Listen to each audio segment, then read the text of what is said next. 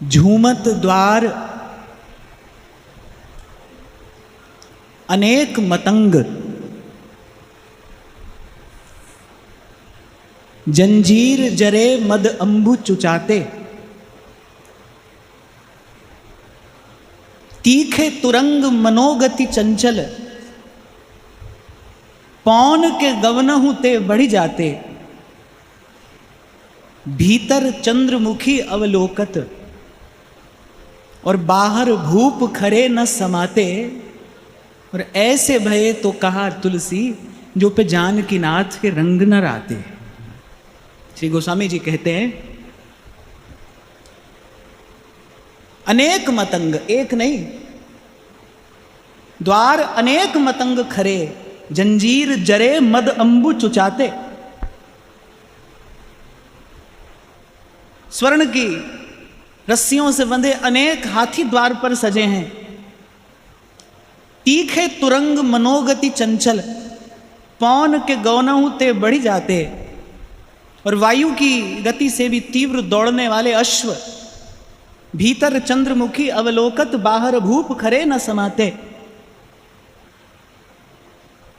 जितनी कल्पना लोक वैभव की जा सकती है, एक मानव मन बुद्धि जितनी संसार के ऐश्वर्य की कल्पना कर सकता है, वो सब कहते हुए गोस्वामी जी कहते हैं ऐसे भये तो कहा तुलसी जो पे जानकी नाथ के रंग न राते।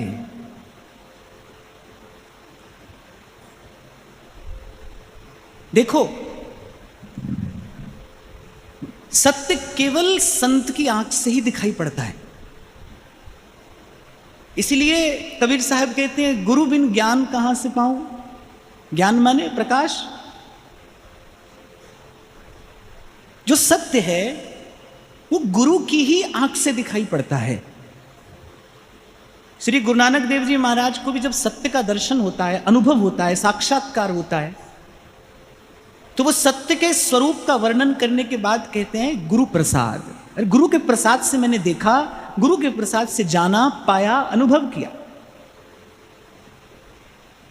तो सत्य तो संत की आंख से ही देखा जाता है, और संत सत्य दिखा रहे हैं कि इतना वैभव हो तो भी गोस्वामी जी कह रहे ऐसे भये तो कहा तुलसी। क्या है? आपको स्मरण हो, पहले दिन मैंने आपको निवेदन किया था कि यहां से वहां जाने के अनेक अनेक मार्ग हैं। जल का मार्ग है, थल का मार्ग है, वायु का मार्ग है, पर ध्यान रखने की बात है, ध्यान देने की बात है कि वो आरंभ भी संसार से ही कराते हैं और उनकी अंतिम परिणति भी संसार में ही है। संसार द्वंद्व, जो पल पल सरक रहा है, जो पल पल मर रहा है, जो पल पल जा रहा है, जिसका पल पल क्षय हो रहा है, वो संसार, जिसको अनेक अनेक प्रयास करके भी थामा नहीं जा सकता। संसृति इति संसारः।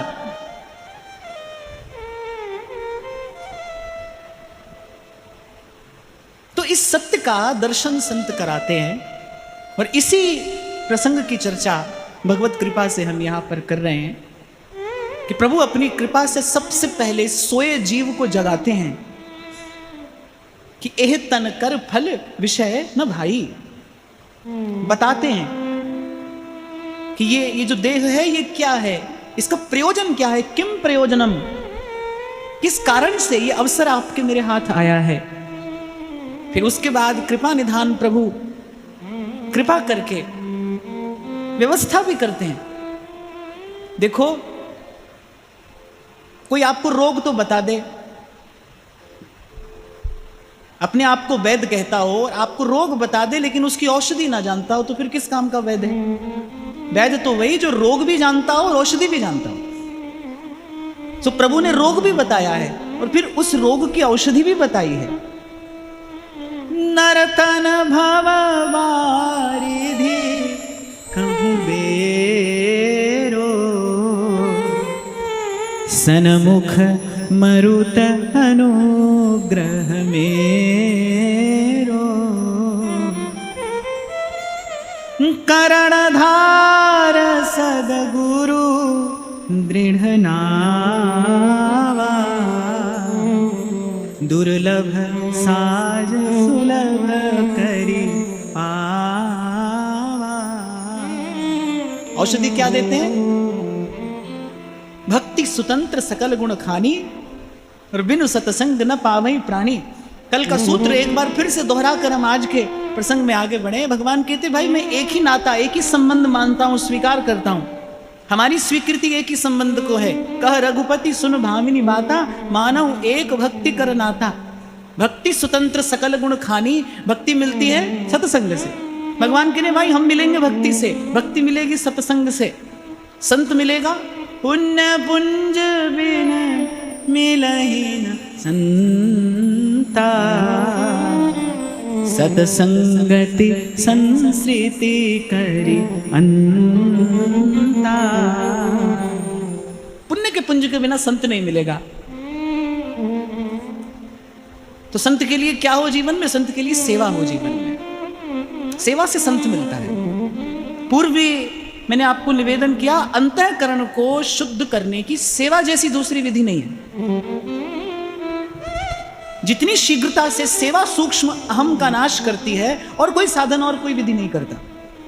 मैं तो यहां तक भी आपको निवेदन करूंगा, खूब नाम जप करिए, खूब भजन करिए, पर सेवा अवश्य हो आपके जीवन में। सेवा के अभाव में देखा जाता है कि कभी कभी भजन भी मिथ्या अभिमान का कारण बन जाता है। और जिनके आश्रय में, जिनकी सन्निधि में हम यहां पर बैठे हैं, उन महापुरुषों का तो जीवन ही सेवा रहा। सेवा ही भजन है। अगर व्याकरण के अनुसार भी हम देखें तो भज सेवायाम, सेवा ही भजन है। तो सेवा अवश्य हो आपके जीवन में, क्योंकि भगवान कह रहे हैं भाई पुण्य पुंज बिन मिलई न संता। फिर पुण्य भी बताते हैं क्या है। पुण्य एक जगमऊ नहीं दूजा, मन क्रम वचन विप्र पद पूजा। सानुकूल तेहि पर मुनि देवा, जो तज कपट करही द्विज सेवा। सेवा संत भगवंत की सेवा, गौ ब्राह्मण की सेवा, अतिथि अभ्यागत की सेवा। और मैं तो कहता हूं गुरुजनों से कृपा प्राप्त करिए। आपका हृदय इतना उदार हो, आपके हृदय में इतनी उदारता हो कि आपका जीवन सबकी सेवा के लिए प्रस्तुत हो जाए। कल भी मैंने आपको निवेदन किया कि दान के समय तो पात्र का विचार किया जाता है, सेवा के समय नहीं किया जाता है। सेवा के समय पात्र का विचार नहीं है। सेवा अंतःकरण को शुद्ध करती है, भजन के योग्य बनाती है, खींच लाती है संत को आप तक। क्योंकि भाई अपने ढूंढे साधु नहीं मिलता, अपने खोजे संत नहीं मिलता। संत विशुद्ध मिलहि पर तेहि, चितवत राम कृपा कर जेहि। प्रभु कृपा भरी दृष्टि से जीव को देखते हैं, निहारते हैं, तब संत मिलता है। मैं तो उस दिन भी आपसे कह रहा था ना, भगवान के खजाने में क्या है। श्रीमद् भागवत में ऐसा वर्णन आता है कि श्री रुक्मिणी जी से द्वारिकाधीश कह रहे हम तो निष्किंचन हैं। भगवान कह रहे हम तो निष्किंचन हैं।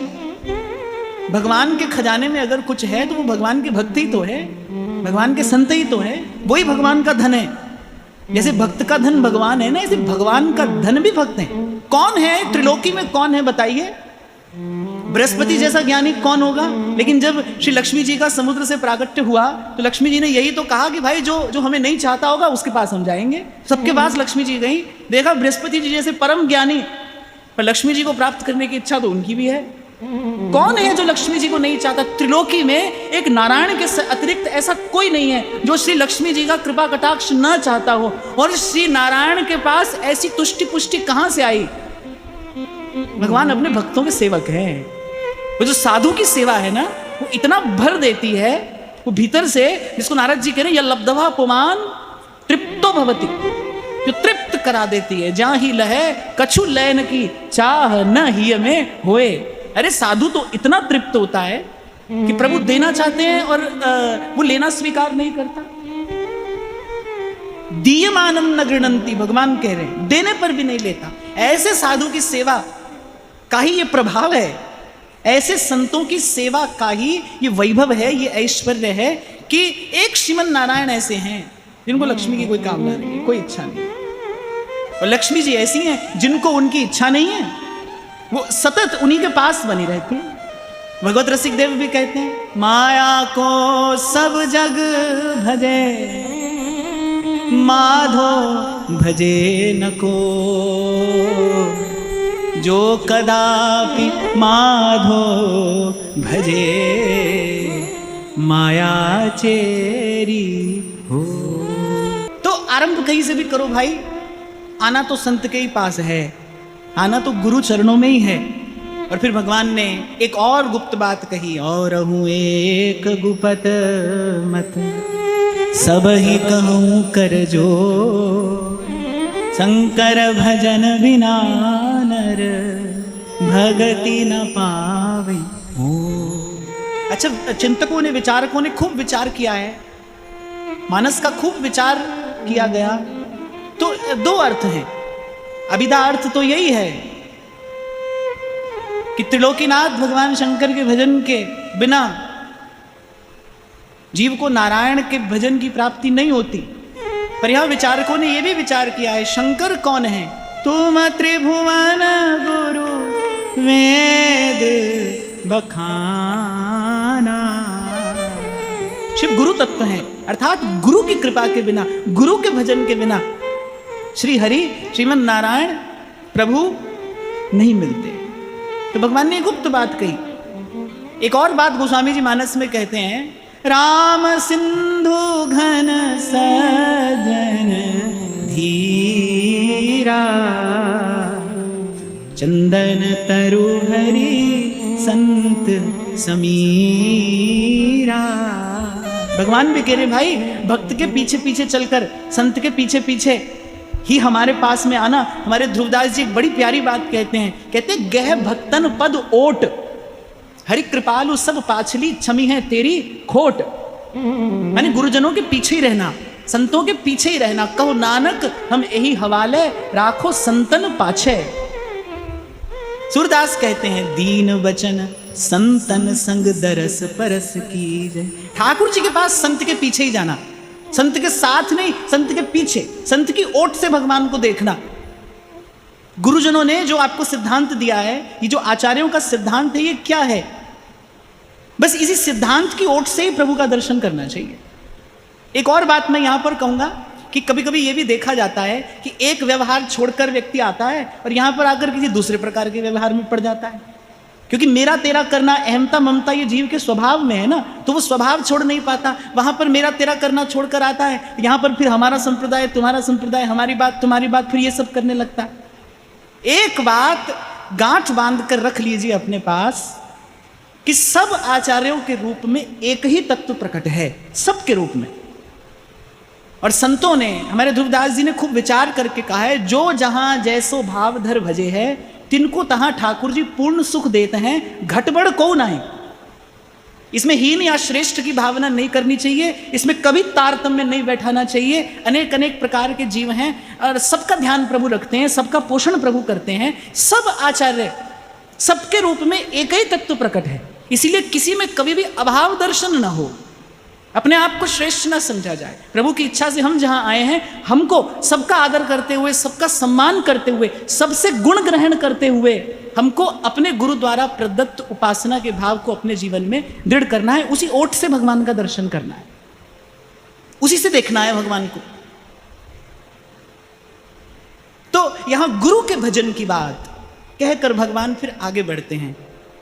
कहु भगति पथ कवन प्रयासा, कहु भगति पथ कवन प्रयासा, जोग न जप तप मख उपवासा, जोग न जप तप मख